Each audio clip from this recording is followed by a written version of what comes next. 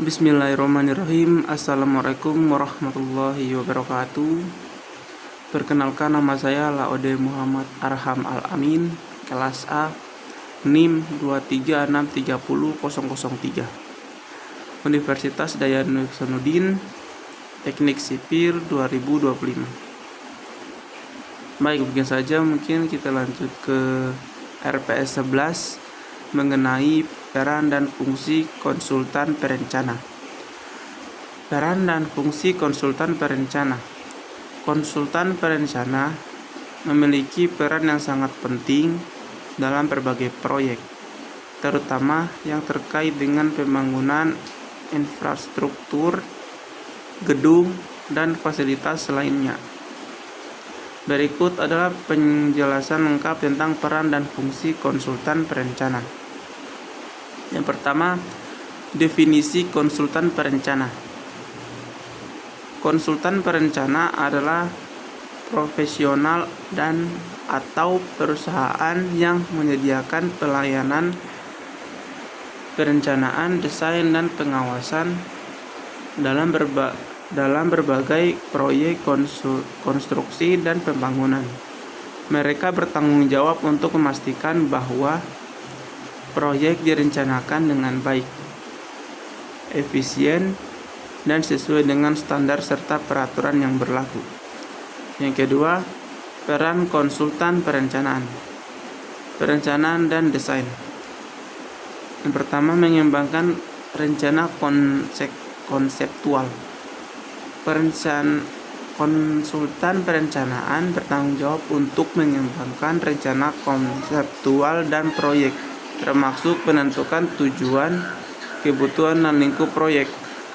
Yang kedua, menyusun desain dan memiliki pembuat desain in situ, arsitektural, struktural, mekanikal, elektrikal, dan lainnya, sesuai dengan spesifikasi teknis yang dibutuhkan.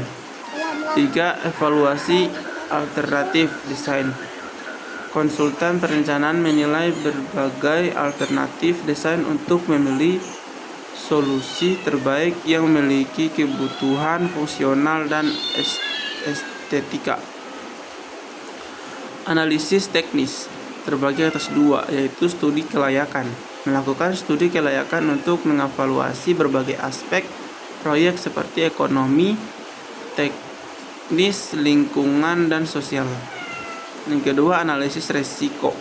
Mengidentifikasi dan menganalisis resiko yang terkait dengan proyek serta mengembangkan strategi mitigasi risiko. Penyusunan dokumen terdiri atas 3. Yang pertama, spesifikasi teknis. Menyusun spesifikasi teknis yang rinci sebagai panduan untuk pelaksanaan proyek. Yang kedua, rencana anggaran biaya atau RAB. Menyusun perencanaan biaya proyek termasuk material, tenaga kerja, peralatan, dan biaya lainnya. Yang ketiga, dokumen kontrak. Menyusun dokumen kontrak yang mencakup syarat dan ketentuan, lingkup perencanaan atau pekerjaan, jadwal, dan biaya. Koordinasi dan pengawasan terdiri atas 2. Koordinasi dengan pihak terkait. Mengkoordinasikan antara pemilik proyek, kontraktor, subkontraktor, dan pihak terkait lainnya untuk memastikan semua pihak bekerja sesuai rencana. 2. Pengawasan konstruksi. Melakukan pengawasan di lapangan untuk memastikan bahwa pekerjaan konstruksi dilakukan sesuai dengan desain dan spesifikasi yang telah ditetapkan. Pemenuhan regulasi terdiri atas 2. Yang pertama, penerapan standar dan regulasi. Memastikan bahwa proyek mematuhi semua standar, regulasi, dan peraturan yang berlaku, termasuk perizinan yang diperlukan. Yang kedua, pengurusan perizinan. Membantu dalam pengurusan izin-izin yang dibutuhkan untuk pelaksanaan proyek. Fungsi konsultan perencana. Yang pertama, fungsi analisis terdiri atas 2. Melakukan analisis mendalam terhadap kebutuhan proyek, kondisi lokasi, dan sumber daya yang tersedia.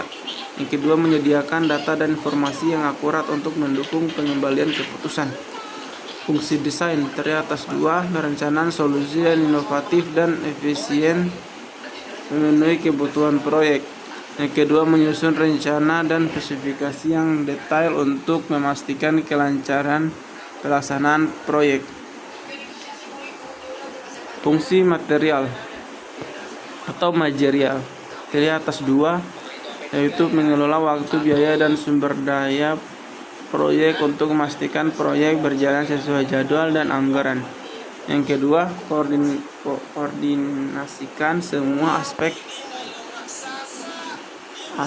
proyek dari awal hingga akhir untuk mencapai tujuan yang telah ditetapkan. Fungsi pengawasan terdiri atas dua.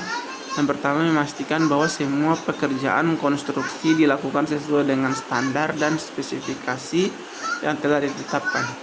Yang kedua, mengidentifikasi dan mengatasi masalah yang muncul selama pelaksanaan proyek.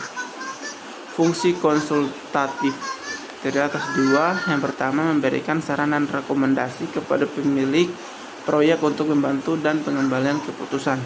Yang kedua, menyediakan panduan dan dukungan teknis selama seluruh fase proyek. Keahlian yang dibutuhkan oleh konsultan perencana. Yang pertama, keahlian teknis terdiri atas dua. Pemahaman mendalam tentang prinsip-prinsip desain dan konstruksi. Yang kedua, kemampuan dan penggunaan perangkat lunak desain dan perencanaan seperti AutoCAD, Revit, dan lainnya. Keahlian manajerial terdiri atas dua. Kemampuan pengelola proyek secara efektif termasuk perencanaan, pengorganisasian, pelaksanaan, dan pengendalian. Dua, mampu berkomunikasi dan berkoordinasi dengan berbagai pihak yang terlibat dalam proyek. Keahlian analisis terdiri atas dua. Yang pertama, kemampuan penganalisis data dan informasi untuk membuat keputusan yang berdasarkan bukti. Yang kedua, mampu mengidentifikasi masalah dan melakukan solusi yang tepat. Keahlian regulasi terdiri atas dua. Yang pertama, pengetahuan tentang regulasi, standar, dan peraturan yang berlaku dalam industri konstruksi. Yang kedua, kemampuan untuk memastikan kepatuhan terhadap semua regulasi yang relevan. Proses kerja konsultan perencanaan. Yang pertama, tahap awal terdiri atas dua. Yang pertama, pengumpulan informasi dari pemilik proyek tentang kebutuhan dan tujuan proyek. Yang kedua, studi kelayakan. Melakukan studi kelayakan awal untuk menentukan kelayakan proyek. Tahap desain terdiri atas dua. Yang pertama, desain konseptual, pengembangan konsep awal proyek dan menyajikannya kepada pemilik proyek untuk mendapatkan persetujuan. Yang kedua, desain detail, menyusun desain rinci yang mencakup semua aspek teknis dan spesifikasi. Tahap perencanaan terdiri atas dua. Penyusunan dokumen, semua dokumen yang diperlukan termasuk spesifikasi teknis, RAB, dan dokumen kontrak. Kedua, persiapan tender, membantu memiliki proyek dan proses vendor untuk memiliki kontraktor. Tahap pelaksanaan terdiri atas dua. Pengawasan konstruksi, melakukan pengawasan rutin di lapangan untuk memastikan semua pekerjaan dilakukan sesuai rencana. Yang kedua, pengelolaan proyek, pengelolaan waktu, biaya, dan sumber daya proyek untuk memastikan kelancaran pelaksanaan. Tahap penyelesaian terdiri atas dua. Serah terima, melakukan serah terima pekerjaan kepada pemilik proyek setelah semua pekerjaan selesai. Yang kedua, evaluasi, melakukan evaluasi akhir untuk menilai keberhasilan proyek dan mengambil pelajaran untuk proyek masa depan. Mungkin dari saya itu mengenai RPS 11, mengenai peran dan fungsi konsultan perencanaan. Mungkin sekian dari saya. Assalamualaikum warahmatullahi wabarakatuh.